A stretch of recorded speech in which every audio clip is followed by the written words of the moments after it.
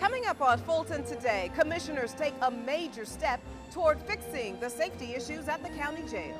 And we'll tell you how new technology will help improve efficiency for the justice system and for every person doing business at the courthouse. Fulton Today is next. From the Government Center in downtown Atlanta, you're watching Fulton Today with Shania Chavis. Welcome to Fulton Today, everybody. I'm Shania Chavis. Fulton County Commissioners approved nearly $5 million to replace faulty locks at the county jail. Now, the move could help end years of federal oversight to improve safety of the inmates at the Rice Street facility. Here now to tell us more about it is Colonel Mark Adger. He is the chief jailer. Sir, welcome back to Fulton Today. Hello, Shania. Thanks for having me. So, sir, as I mentioned, it's nearly $5 million to fix these locks. Just how many locks are we talking about? We're talking about replacing approximately 1,350 locks. That's all the locking devices in the inmate housing units and some of the locks in the medical unit. And what is the timing of all of this? When are the locks going to be installed? We expect after the vendors had an opportunity to build the equipment that the actual lock install will start on September 3rd. And sir, as I mentioned, we're hoping that these new locks will help to end the federal oversight. How big of a problems were the locks? Well, the old locks were extremely problematic in that we were unable to securely house inmates one from another, and of course to prevent inmates from popping out of their cells and assaulting staff. The new locks will positively secure the inmates in their cells when they're supposed to be in their cells without any issues of them being able to pop out and assault other people. And sir, is this the only issue that would help us to end this federal oversight? Well, at this time, no. There's one other issue along with the locks, and that's staffing at the jail. Right now, we're at about a 92% compliance when it comes to staffing the jail. But at the same time that we're installing the new locks at the jail, we're also recruiting and hiring new staff to replace those that leave, and hopefully to add to the number of staff that are here at the jail that are available to work. And your final thoughts? I would just like to thank the people of Fulton County for providing the resources that are necessary to make the Fulton County Jail a safer environment. All right, Colonel Mark Adger, Chief Jailer for Fulton County, thank you so much for your time. And thanks again for having me. The state's largest trial court adds a new leadership position to help with case management. The Honorable Gail Tucson has been named Deputy Chief Judge of Superior Court. She is the most senior judge on the Superior Court bench. In her new position, Judge Tucson will serve in the absence of Chief Judge Cynthia Wright. She will also preside over designated meetings and perform other policy-making duties. I would first and foremost fill in for Chief Judge Cindy Wright when she is not available, but also assist by continuing perhaps to chair the Internal Governance Committee, to be kind of a de facto member of other committees throughout government on behalf of our court. And there are a few other responsibilities. We publish an annual report where we share with the community about our best practices and statistics, and that would be one of the special projects that the deputy chief would be responsible for. Judge Tucson has more than 25 years of experience as a judge and serves on several judicial committees. Doing business with the county justice and public safety agencies is getting more efficient. A new high-tech system will help to streamline the process from arrest to deposition. Now, we will be talking to many of the partners of this new system that is called Odyssey. But first, we will start with Shay Alexander, who is the Director of Court Services for the Clerk of Courts. Ms. Alexander, welcome to Fulton Today. Hi, Shania. Thanks for having me. So I mentioned that the system is called Odyssey. What exactly is it?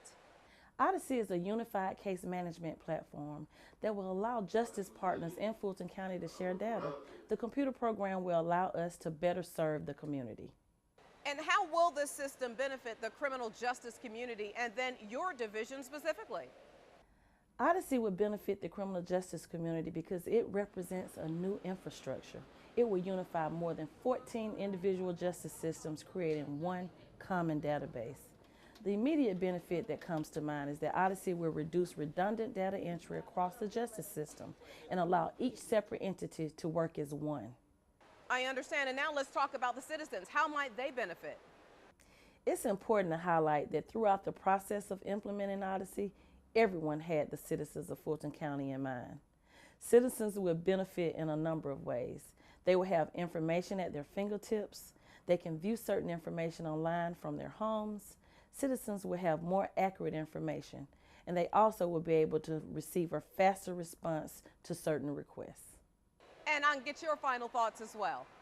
As Director of Courts, representing Kathleen Tina Robinson, your Fulton County Clerk of Superior Court, I am very excited about Odyssey. I believe that this new streamlined platform will not only be beneficial to the criminal justice system, it will bring Fulton County into the 21st century and allow us to serve our citizens more efficiently. All right, Shay Alexander with the Clerk of Court's office. Great information. Congratulations, and thank you for your time. Thanks for having me. The 2013 class of Fulton County Citizens University officially graduates.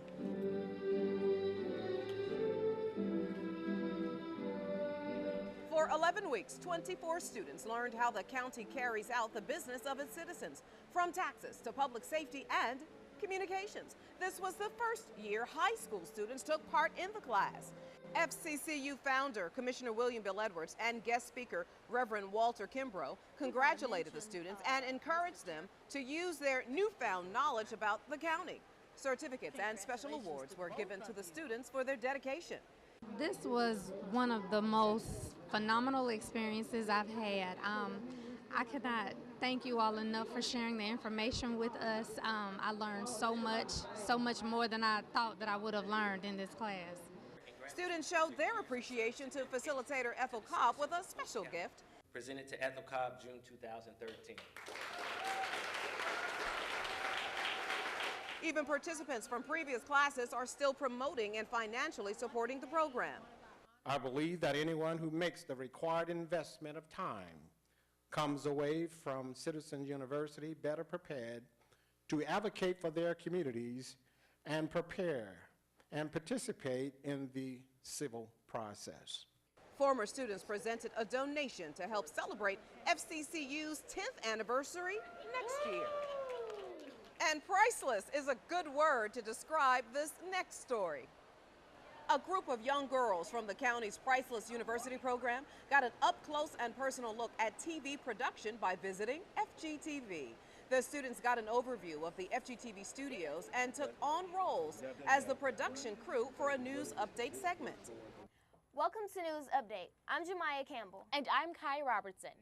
The students ran camera, teleprompter, and served as director, audio, and Chiron crew members. That wraps up this edition of News Update. I'm Amina Muhammad. And I'm Paige Bradshaw. We will see you next time on News Update. Thank you for watching. One of the important lessons learned, the importance of teamwork. Priceless University is a leadership program sponsored by the county's Office of Children and Youth. It is designed to prepare females ages 12 to 17 for college. For more information, contact Andrea Douglas at 404-613-7937. And still to come on Fulton Today, the county applauds an 11-year-old for his knowledge about geography. It's a part of our district-by-district coverage next.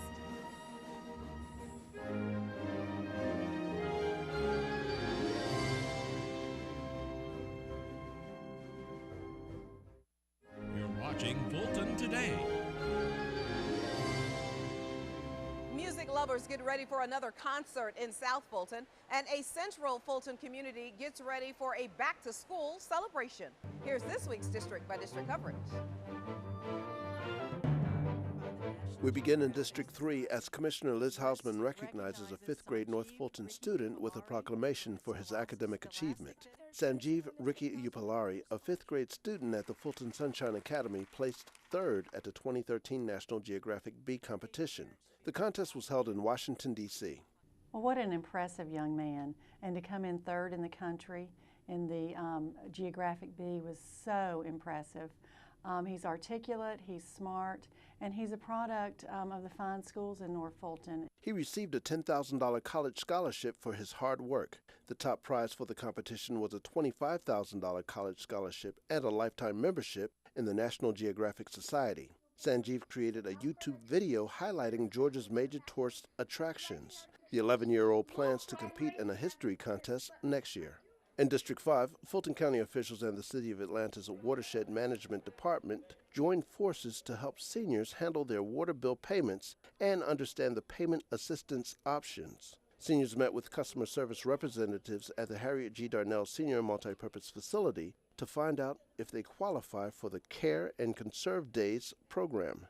We are extremely pleased that we have been able to offer this important service not only to the people of District 5, but to those who live in the surrounding areas. The program offers bill payment assistance for City of Atlanta residents' water and sewer bills based on their income. To find out more about the program and income qualifications, call 404-330-6871 or log on to www.southeastenergy.org. In District 6, it's that time again for the residents of the Old Fourth Ward community to bring in the new school year with a block party. In 2012, District 6 Commissioner Joan Garner assisted Atlanta City Councilman Kwanzaa Hall with the Year of the Boulevard celebration. I'm thankful that the county has embraced this initiative and been a strong partner. It is like our Intel inside. It is the resource provider for the human service needs that we have in the Boulevard corridor. Fulton County departments and state agencies will be on hand to provide information to residents during the celebration. The purpose of the event is to inform residents in the Bedford Pines community about resources that are available to them. This year's event will take place on July 20th. And finally, in District 7, Wolf Creek Amphitheater's Affordable Old School Concert Series continues. On August 3rd, R&B artists Casey and JoJo, Drew Hill, and many more will perform for music lovers at the South Fulton venue. Visitors spoke in favor of the facility at a recent event. I love it. This is my first time being out here, and I think it's gorgeous.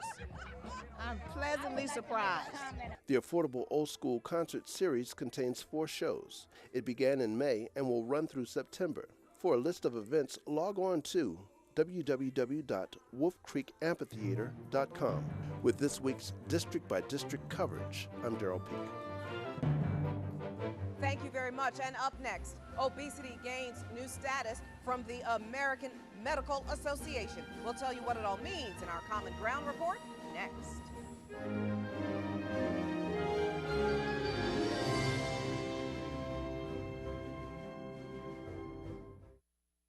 You're watching Fulton Today. Portions of the following segment are part of the Fulton County Common Ground Initiative. Common Ground, the county's comprehensive solution to the problem of health disparities in the community. The county's health services team has warned about the dangers of obesity for years. Well, now the country's largest group of doctors is declaring obesity a disease. FGTV's Lynn Vaughn has the story in this week's Common Ground report. 5 years ago in 2009, the Board of Commissioners declared war on health disparities and the community factors that cause so many people to be overweight. Obesity is a complex disease. It's not just behavior. It's not just as simple as calories in, calories out. There are genetic factors, environmental factors, social factors, as well as behavioral factors. So what this will do is really allow the patient and the physician to come up with a good treatment plan encompassing all of the factors that may contribute to their obesity. Fulton has the Mobile Fresh Market, the Riverside Farmers Market, and the Community Garden Initiative to combat the scarcity of fresh foods in some neighborhoods. Then there's the new Oak Hill Child, Adolescent, and Family Center.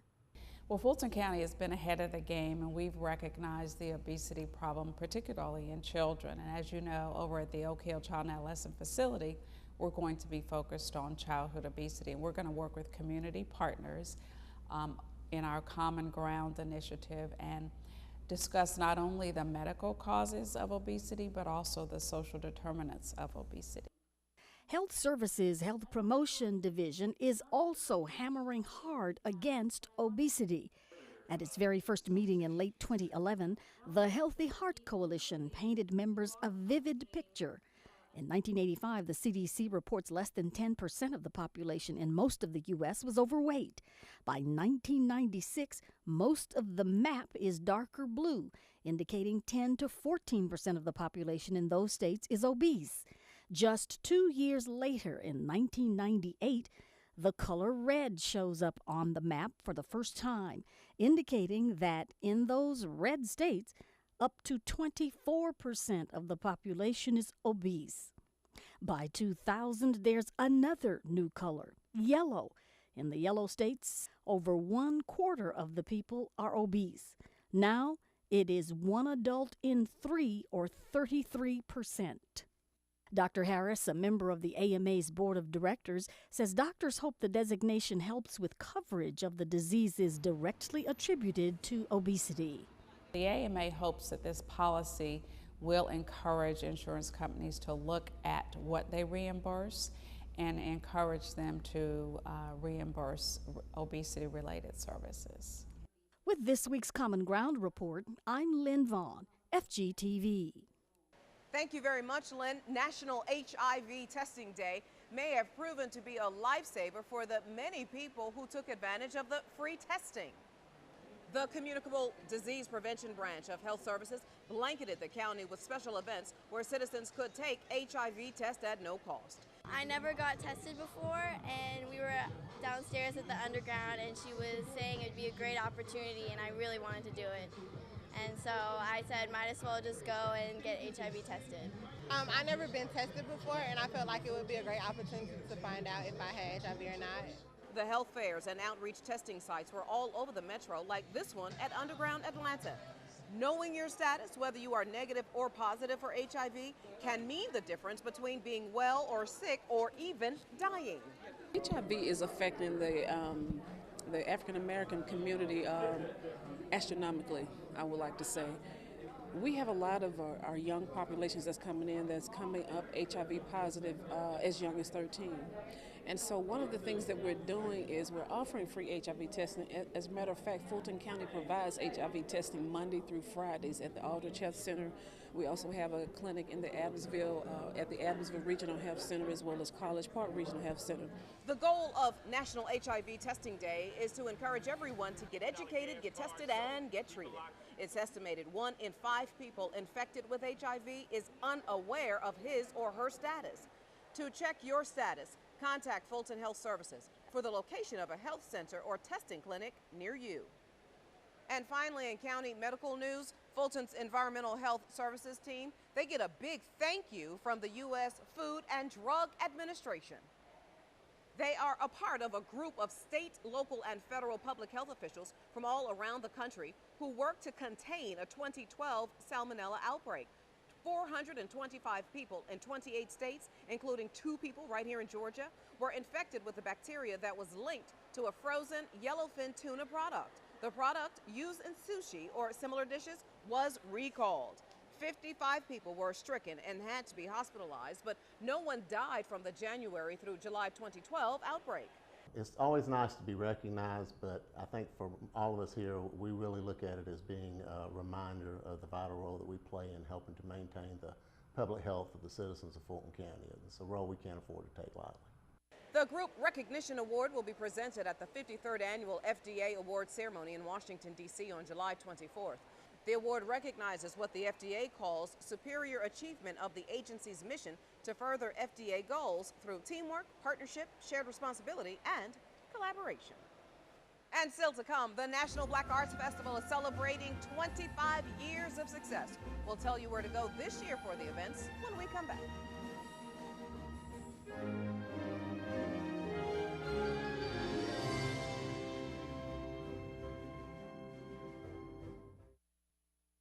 You're watching Fulton Today. One of the nation's biggest cultural arts festivals celebrates a milestone anniversary right here in the county. The National Black Arts Festival kicks off its 25th year. This summer's events include art exhibits and family day at the park. In years past, NBAF staff hosted the popular Coretta Scott Book Fair, but this year, residents can attend multiple book fairs at libraries all across the county. With so much going on, art lovers and those in between are sure to find something that strikes their interest. This year is our 25th anniversary year, so I would say come and celebrate with us because we've hit the triumph of 25 years and we're in a celebratory mode about that. So come and participate, join with us as you have for the past 25 years, and support the work of these artists. The National Black Arts Festival celebration will last until September. Some events are free and some are ticketed. For a complete list of the events, you can log on to nbaf.org. Fulton County has been a long financial supporter of the festival. And finally, there's something magical about this year's summer reading program. And it's Magic Man Digger Bill. The talented artist put on quite a show at the Peachtree Branch Library. Digger Bill performed a ventriloquist act, told stories, and of course did some magic tricks. One of the children from the audience even participated in the show. Well, you can learn magic. The first place to go if you want to learn magic is right at the library. Now we can learn online as well, and there are many DVDs available with instructions designed for any age group from absolute beginners to full-time professionals who are always learning. The library offers plenty of books on magic. Parents can make plans to catch the next Digger Bill Magic Show when they log on to the library's website. The summer reading program continues right through the summer break. And before we go, our reminder that we'd like to hear from you about the stories and programs right here on FGTV. Go to our website to take a survey or email or call us. The number 404-612-8317. The email address is fgtv.feedback@fultoncountyga.gov. You can also follow us on twitter.com/FGTV, friend us on Facebook, and watch us on YouTube. Well, that does it for this edition of Fulton Today. I'm Shania Chavis. Thank you for joining us. Join us each week for news around and about Fulton County.